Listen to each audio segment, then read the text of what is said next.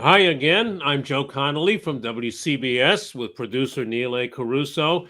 And we hope you find these videos useful and interesting. We do a new one every week. On this one, you are going to meet a business owner who we think is probably in a very lucrative sweet spot because Joe Schomburg of Viking Equipment is installing the technology and the equipment for charging EVs. What a growth business. Joe, how's business? Yes. What's going on out there regarding EVs? Tell us. Well, it's very exciting. I mean, lots of new stuff coming, lots of new stuff already here. It's a great business, and I'm doing my best to help my customers get ready for the tidal wave of electric vehicles that we see coming right around the corner. Yeah, how soon? Next year or two? I know it's already hit that 5% adoption level. You just see it growing, do you? I sure do. See, I subscribe to Automotive News, which is an industry magazine that tells everything that's coming. And one of the things I get a little peek into with that is I can see what's coming in the pipeline, manufacturer by manufacturer. So I know what cars they're planning on introducing, what cars they're planning on updating. And I can tell you absolutely every single manufacturer has huge plans to introduce new EVs in the next year, 2 years, 3 years. By 2025, you'll have well over 100 cars to choose from. Wow. Now, what do you put in and where do you put it, Joe? For chargers. Is that Charger. what you're for chargers? So interesting. There's basically three categories of chargers. You've got level one, level two, and level three chargers. A level one charger is a 110 volt. It'll plug right into your wall at your house, and it charges, but very slowly. Literally more than a day to charge a typical battery. It's fine if what you're doing is just driving around town and you want to charge back up overnight. That will work for you. But if you're driving long distances and you're going to empty your battery and need to recharge, you're going to need more than that. So a level two charger would be a 220 volt charger, and that will charge in hours rather than a day. So that's a beautiful charger for an overnight charge or a charge while you're working at the office. It works great for that. Now, level three chargers are essentially going to take the place of gas stations. A level three charger would be I'm driving down the road, I'm running out of charge, and now I need to fill back up in a very short amount of time. And a level three charger can charge a car depending on the car, depending on the battery. But a level three charger will charge it in 10 to 15 to 20 minutes as opposed to hours. And you are installing these in, are you installing them in homes, at convenience stores, and at automobile dealerships, all three of those places? Yes, Wow. definitely. So um, you need to change your thinking when you're thinking about electric vehicles and refueling an electric vehicle versus refueling a gasoline powered vehicle. For obvious reasons, you can't store gasoline at your place of employment or at your house to fill your car up. So you have to go to a gas station. That's not the way it's going to be with EVs. The vast majority of the charging is going to be at your house. You're going to come home at the end of the day, you're going to plug your car in, and in the morning it's fully charged and ready to go. I'm afraid to Um, ask, what does a level three charger cost for a home?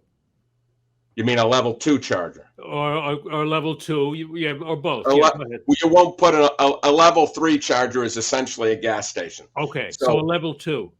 a level two charger is very reasonable, $400 or $500. Wow. You'll have to have your electrician install it, and that will cost extra.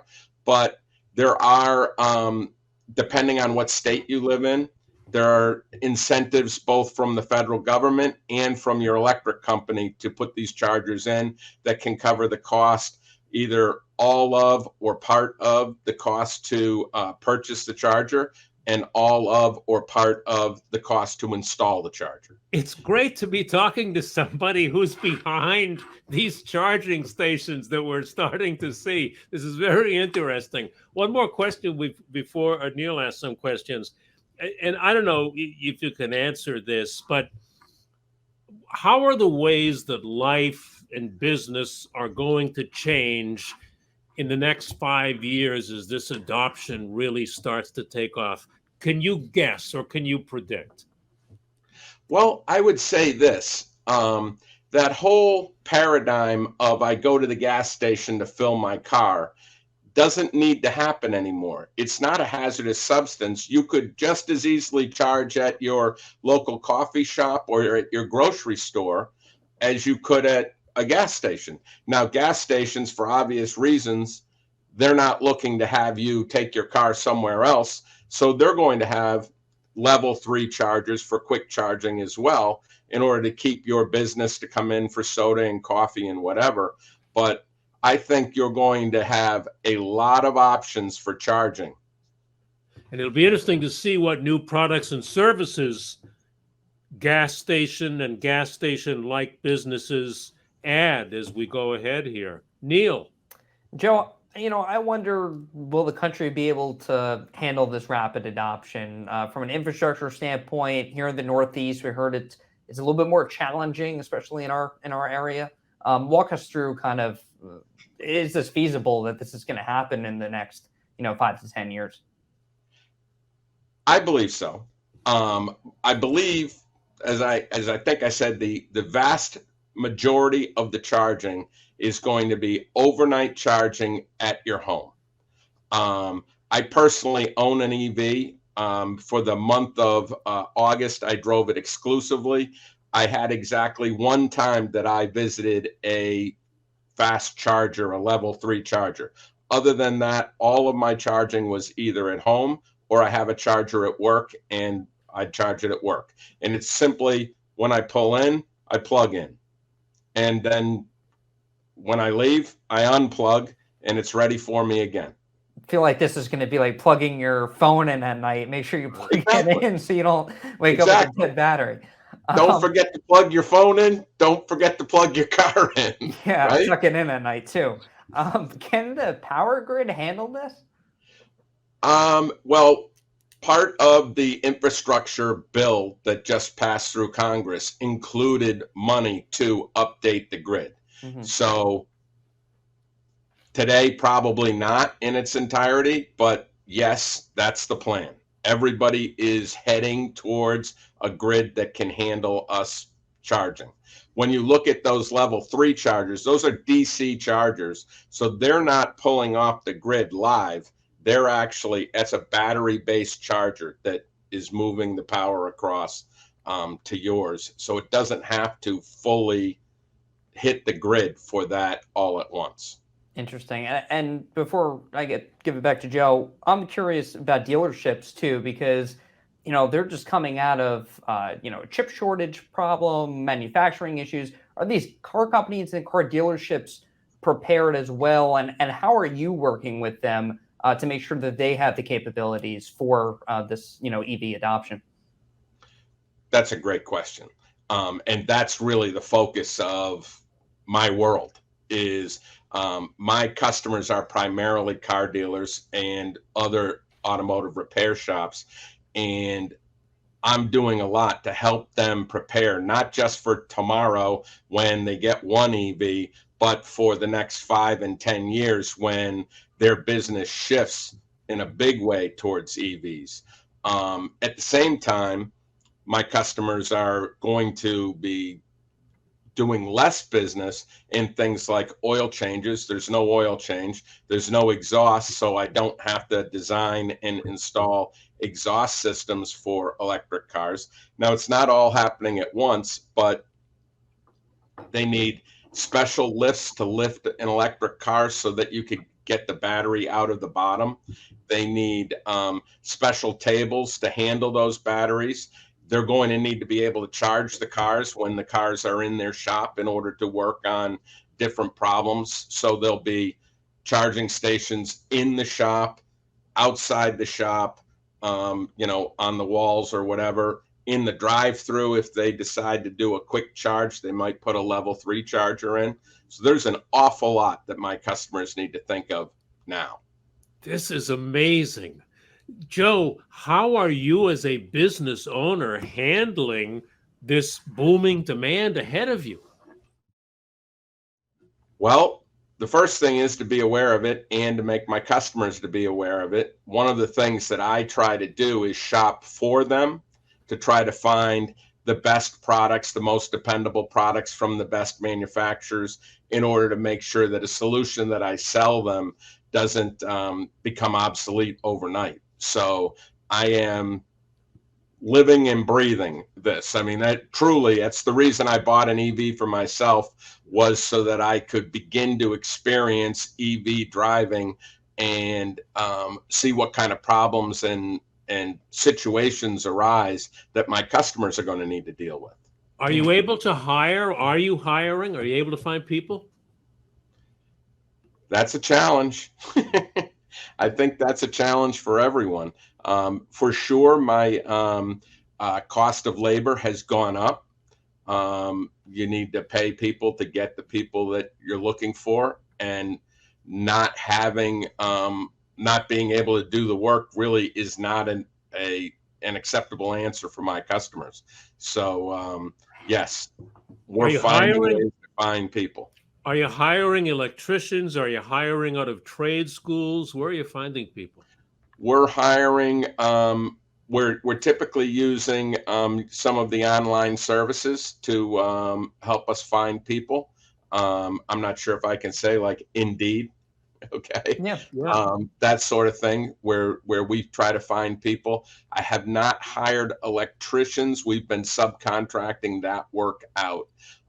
In most cases, my customers, the car dealers, have an electrician that they work with. Neil, Yeah, so labor issues, challenges of kind of getting the shop under control. I wonder, all these changes in the last 2 years. How has your business changed, and how have you been able to manage to keep your head above water at the same time? Wow. Well, we've been, knock on wood, we've been exceptionally busy. A lot of the car companies have strongly encouraged their franchisees to build them new facilities and new dealerships. That is a specialty of ours. So we get involved right from the blueprints and redesigning a lot of the service department based on what we see. We work very closely with the architect, very closely with the general contractor as new facilities are built. And then we do the entire installation and supply of all of the equipment, whether that's lubrication or compressed air or exhaust, lifts, as you know, pretty much everything that's out in the shop.